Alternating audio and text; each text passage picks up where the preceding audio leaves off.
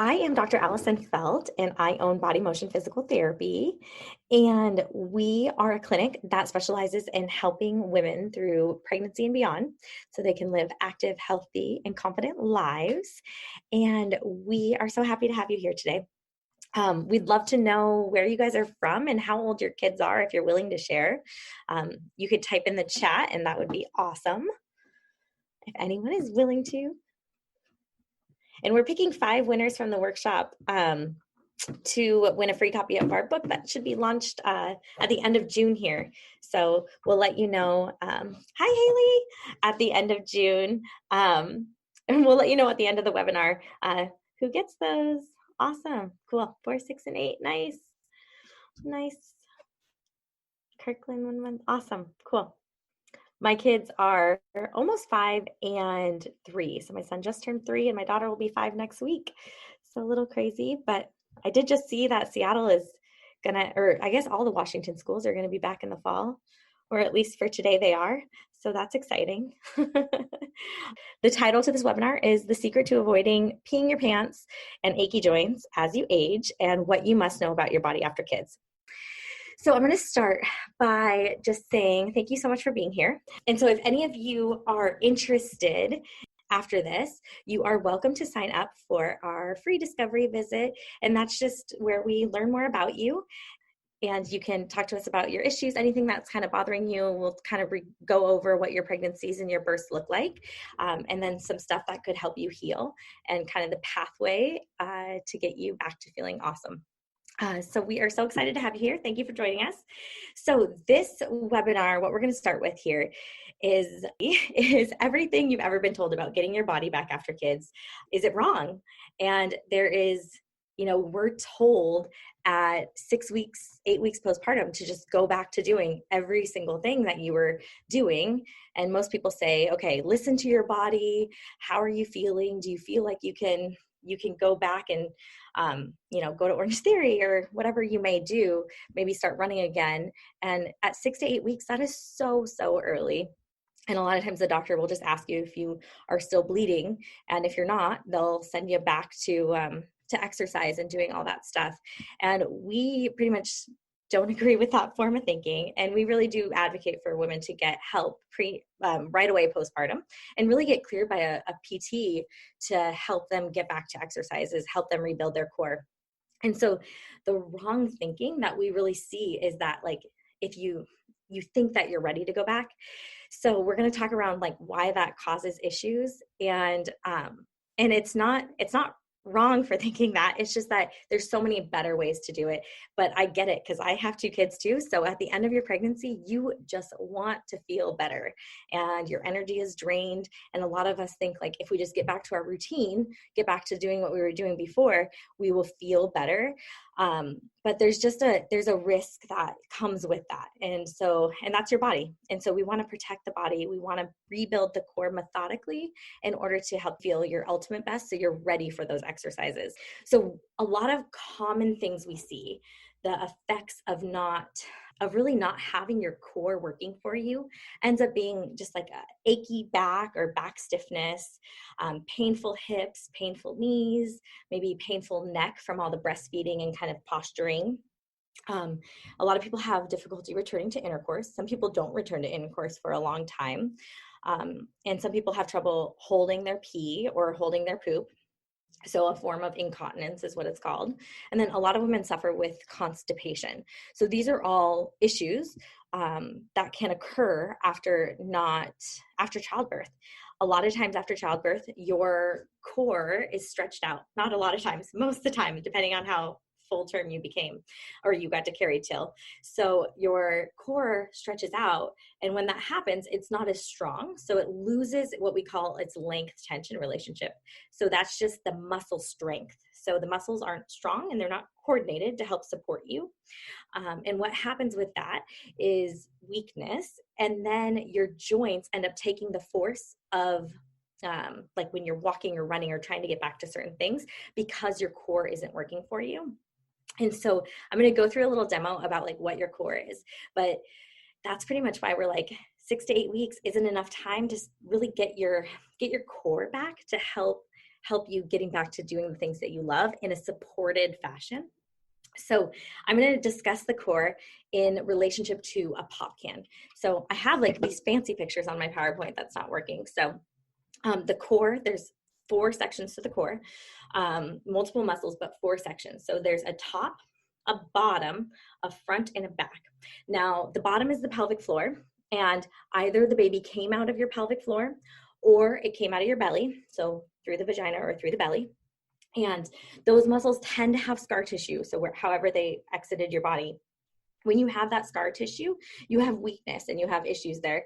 And so the muscles are impaired and aren't working for you. So that's why I'm saying that can lead to things like the joint replacements late in life, after many years of achy joints. But so the body after the childbirth compensates beautifully. So you can have a tear in your vagina from the birth, and you can never have any help at all, and you can go 10 years without problems. Maybe you notice that you never even leaked urine or anything like that, but you were able to, you had this vaginal delivery 10 years ago, but now you're starting to have problems. And that's because the body can compensate so well. So I'm going to talk about the core in relationship to what is a pop can. And so the front, like I said, is the abdominal muscles. The bottom is the pelvic floor.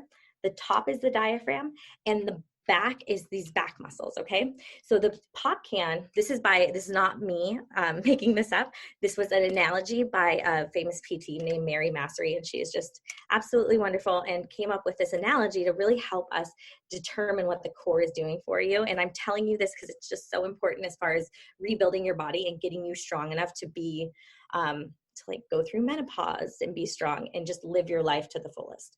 So you're not having all these joint replacements and pain. So here's your core. You cannot squish a pop can that isn't open. Okay. So if the pop can hasn't been open, there's like a really good pressure in here, and there's just no way I can squish this pop can.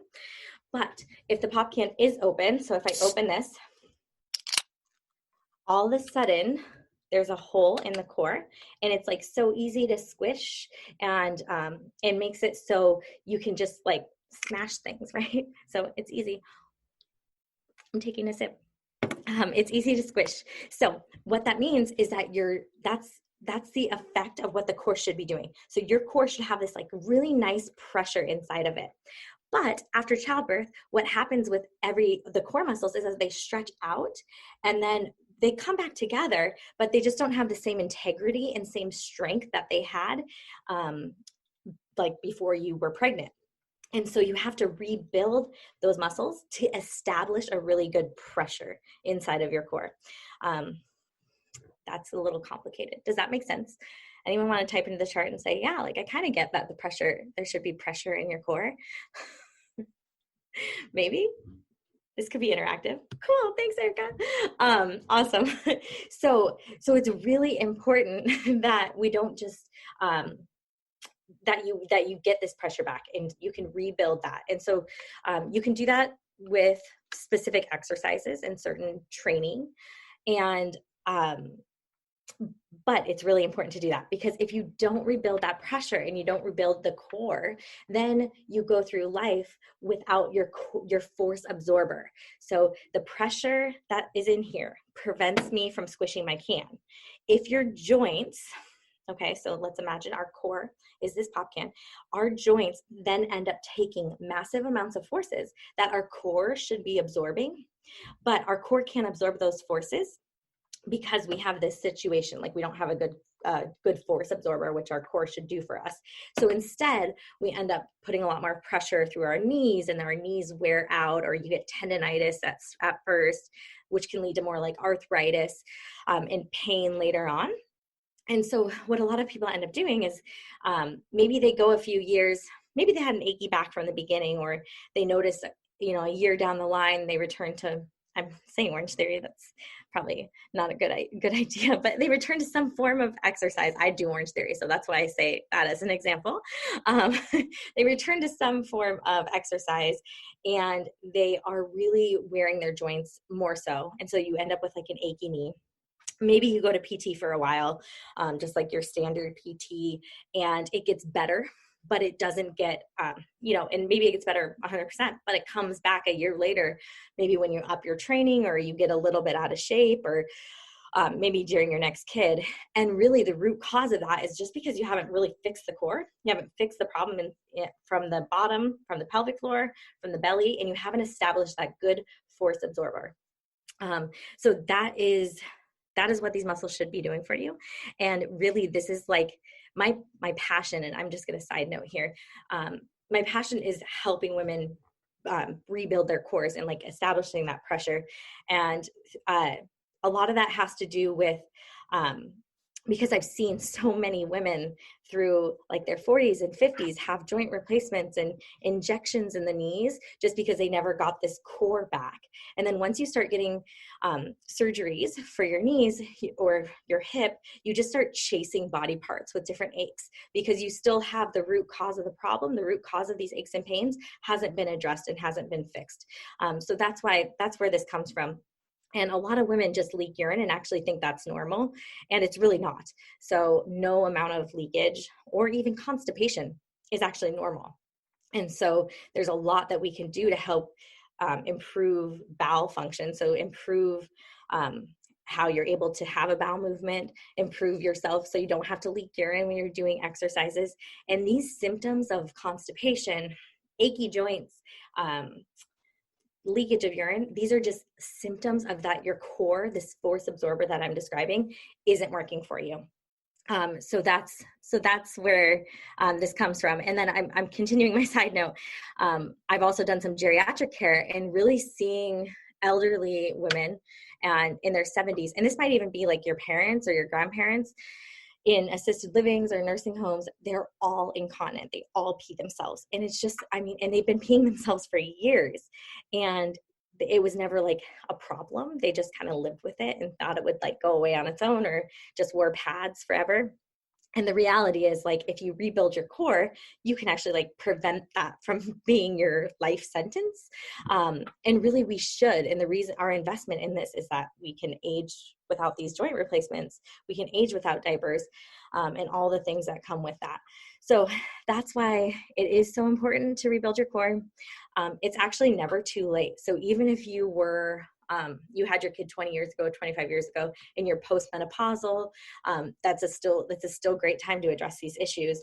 Obviously, the sooner you do it, a lot of times the quicker things resolve and the quicker you can rebuild yourself. If you do it before menopause, even better because you have estrogen on your side at that point. So those are just a couple side notes that I'm making right now. But yeah, type into the chat. Anyone shocked by that information? Anyone want me to go deeper into a certain part or curious about something? Okay, cool. If you do, let me know. I actually have a question. Oh yeah, please. So just based on what you're saying, it sounds like physical therapy for the pelvic floor would be really important. I know that in some countries around the world, this is like very common that after having a baby, you go to physical therapy. I guess why is it not as common over here, or why don't people talk about this as much? I wish I had the answer.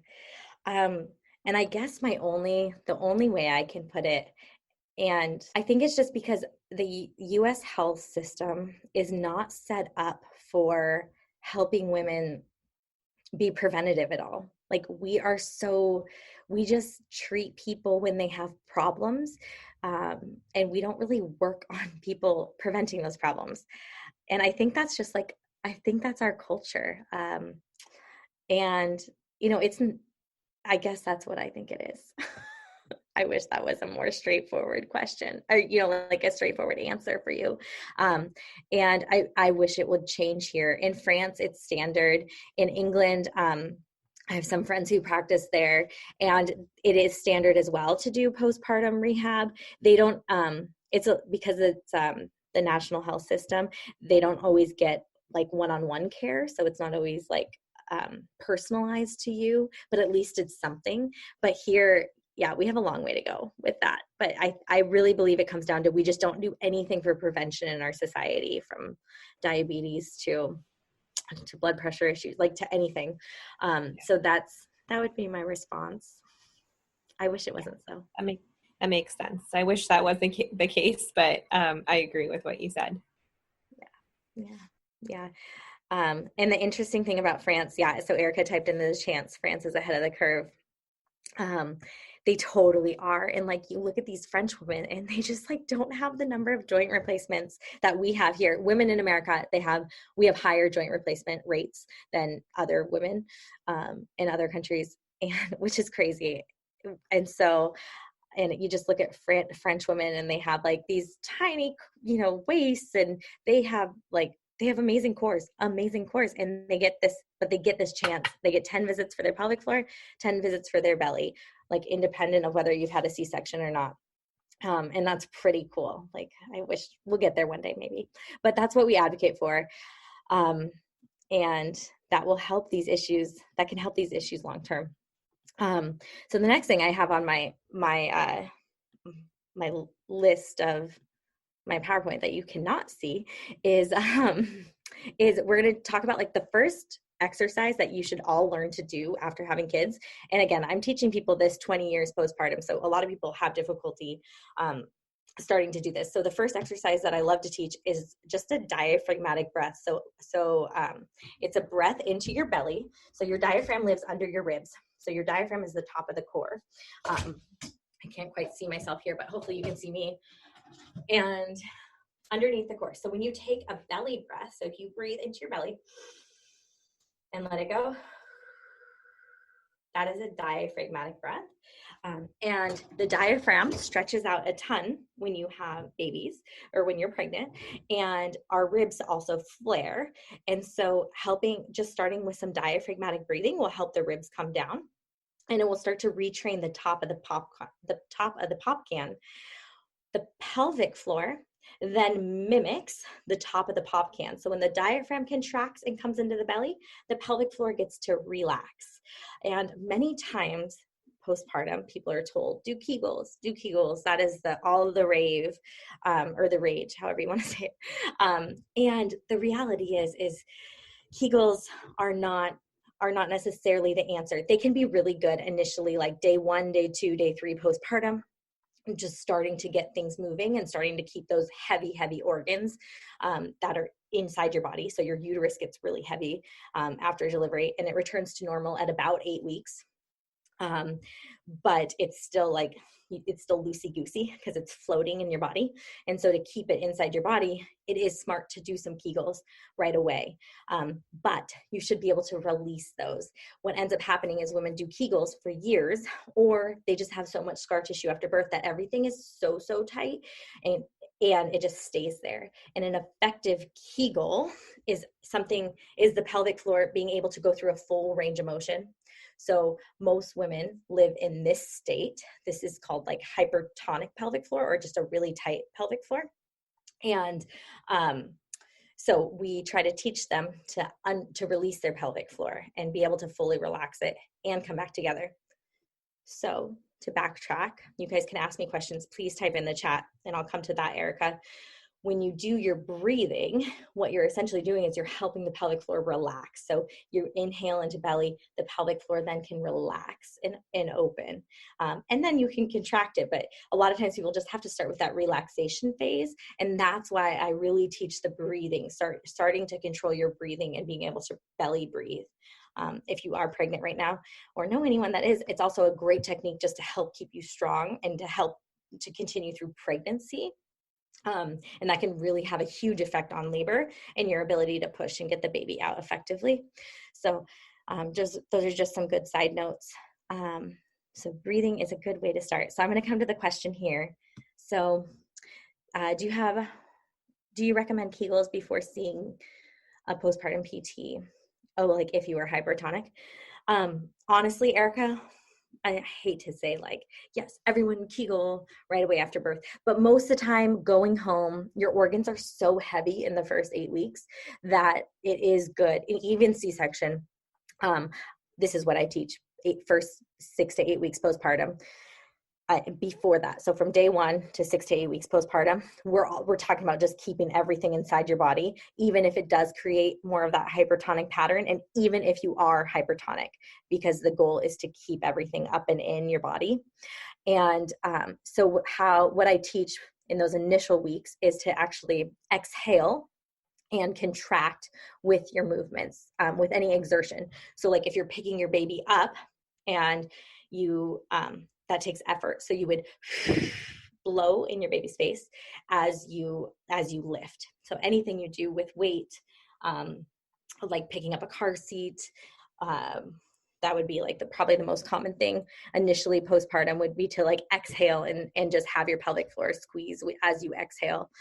Even if you had tearing, even if you had a C-section, that would be what you do to kind of brace yourself and keep your organs up and in. That recommendation isn't across the board. And if you had something more specific happen, that maybe wouldn't be right for you, but it's pretty standard. That's pretty standard. Pretty much standard. And the case of becoming too hypertonic is probably just going to happen anyways. And so initially just to start protecting yourself. Okay, cool. Great. Glad you like that, Ellen.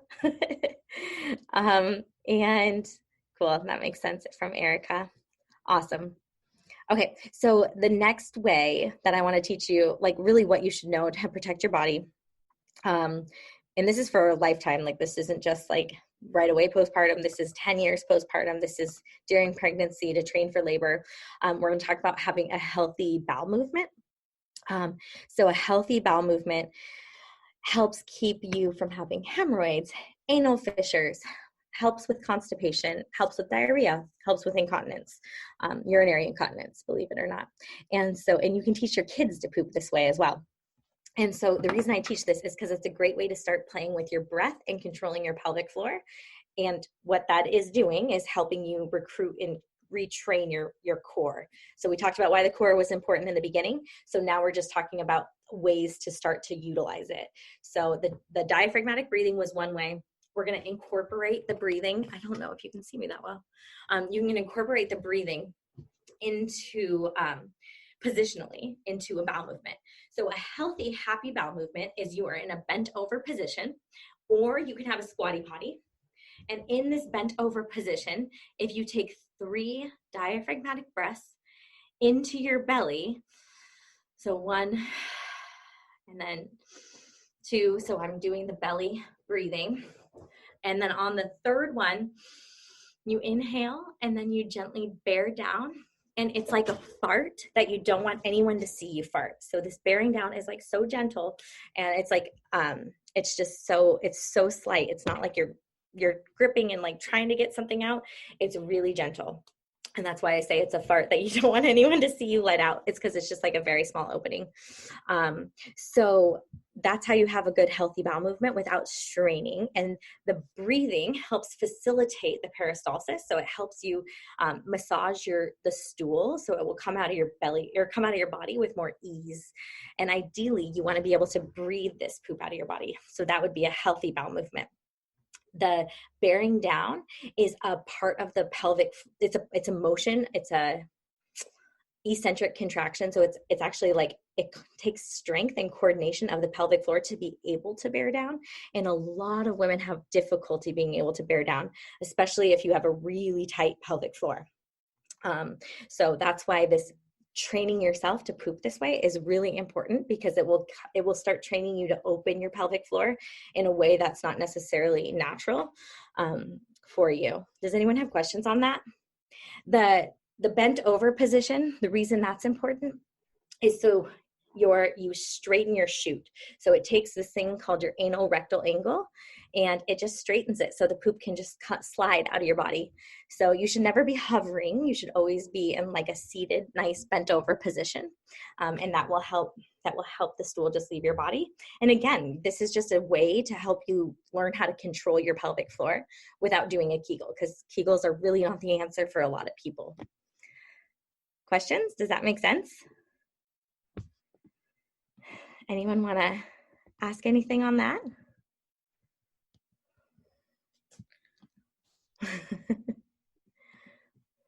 No? Cool. Okay.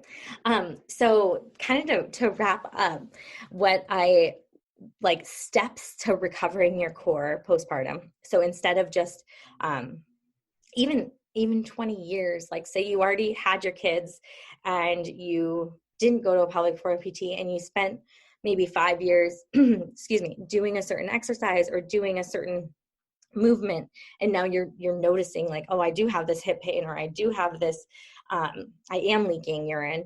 And so kind of like steps, the longer you go, so the, like say you're 10 or 15 years, the more compensations you develop. Okay, so the more patterns that have to be undone. But in let me get my thought here. But so the sooner the better, obviously. But let's say that it's 15 years, there's still like so much hope for you to reclaim your pelvic floor and like get this moving again. And I've said this, if you were in any of our other webinars, I've said this too. When the pelvic floor is really tight for a really long period of time, and with most of these issues, it is like, I hardly ever just see something that's like hanging and loose and weak. It's usually really tight, which also means it's really weak, but it's usually just like super tight. Usually what I notice is it ends up feeling like, when we are talking about the quality of the muscle, it's kind of like beef jerky. And we want this muscle to be like soft and squishy, like a nice steak. And a healthy muscle, I know the food analogy is awful, but we want the muscle to be working like and hydrated like that.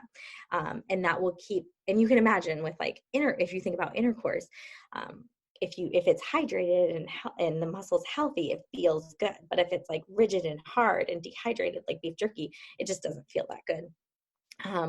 So that's what we aim for. We aim for like this nice, soft muscle. So you can feel yourself. Actually, you can kind of see what your pelvic floor is doing by simply inserting a finger in the vagina. What healing looks like and what it should look like is decreasing scar tissue. So whether that's from a C-section, decreasing scar tissue through your pelvic floor.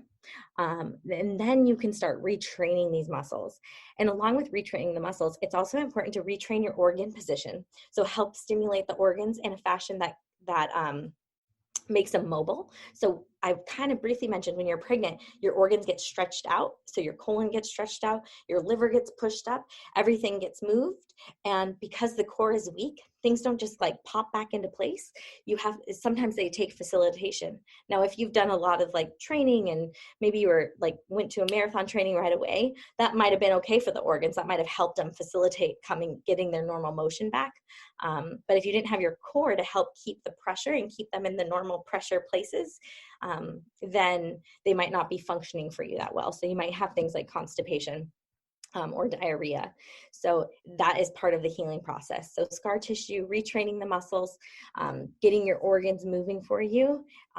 If some women we see experience secondary infertility or have gone through fertility treatments. So getting the organs moving and getting the pelvic floor more blood flow can actually have a huge effect on fertility as well. So those are just some side notes.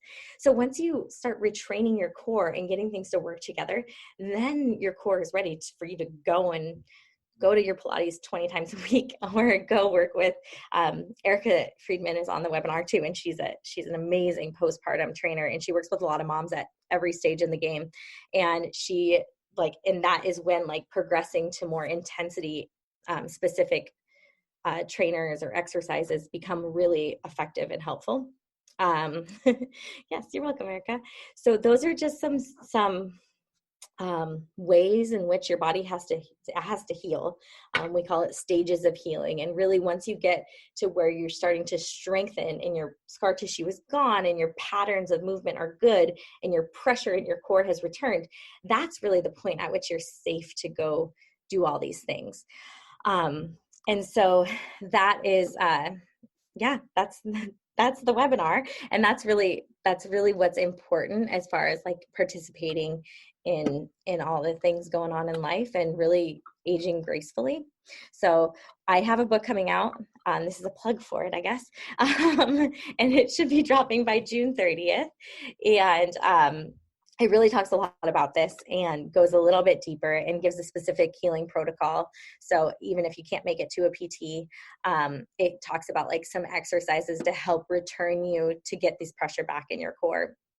Um, and that, and then we're picking people from this webinar, and there might be just 5 people on here anyways, or more, I don't know. And so you guys will win a copy of the book. So let us know. I don't know how Devin wants to do it, but she'll ask for your information, and then we will send you a book when it comes out, which is exciting. Yeah, so I would love to answer any questions that you guys have or clarify anything. But starting with your breathing, learning how to poop correctly and really training your body that way is a huge, is the starting place for a lot of people. Would you say that working out before you heal your core will cause more harm? It definitely can, and we definitely see that, Haley. Yes, it absolutely can. The reason being is like if you had a scar, or if someone had a really long labor where the baby was stuck in the pelvis for a long time and the joints were loosey, your joints are loose, right, during pregnancy. And then you have the baby and your pelvis stretches extra. So if it comes out of your vagina, or if it's a C-section, even though it doesn't open all the way, you still get the spread leading up to your delivery. And so your actual joints themselves don't stabilize right away. So even though relaxin leaves your system within 3 days, so that's the hormone that keeps things really loosey-goosey. Even though that leaves your system in 3 days, it doesn't mean that the joints just like freeze back together and they're like this stable thing for you. They actually really stay loosey-goosey for a long time. It can be 18 months after you stop breastfeeding that those start to develop more of its like normal stable state.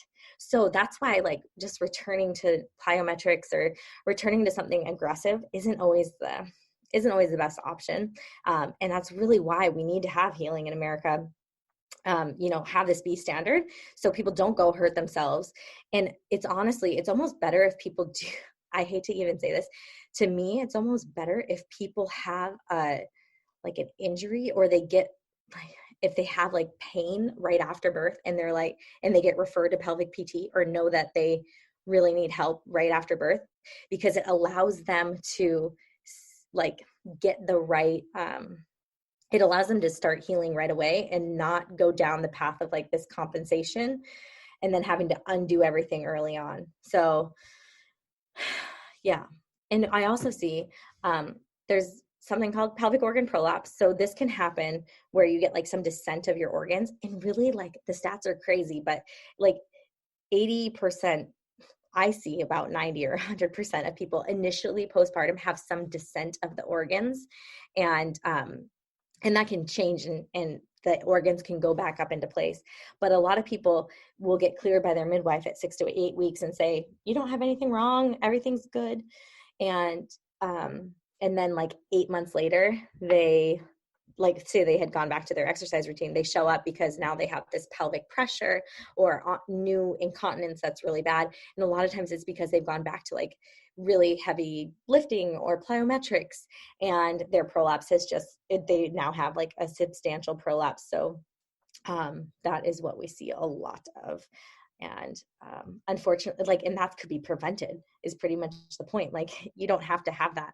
So if you were taught to retrain your core and your pressure system up from the beginning, you wouldn't end up with pushing your organs out of your body or making things worse. So yeah, thank you for that question. That was awesome. Cool. Anyone else have any specific questions? We do offer these free discovery visits, like I mentioned at the beginning. And I'm really sorry there was no PowerPoint today. That kind of threw me for a loop. So you just had my face and no muscle pictures. But we can show you all the pictures later on too. Yeah, so if no one has any questions, we're here to chat. And we're excited to send you guys some books. So thanks for coming on. Thanks, Dr. Allison. You're welcome.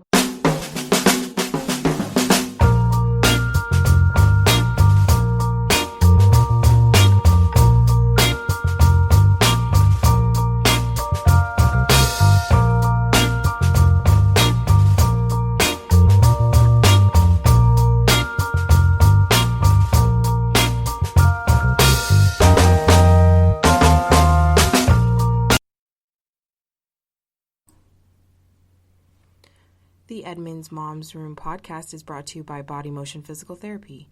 We help women through pregnancy and beyond so they can live active, confident, and healthy lives.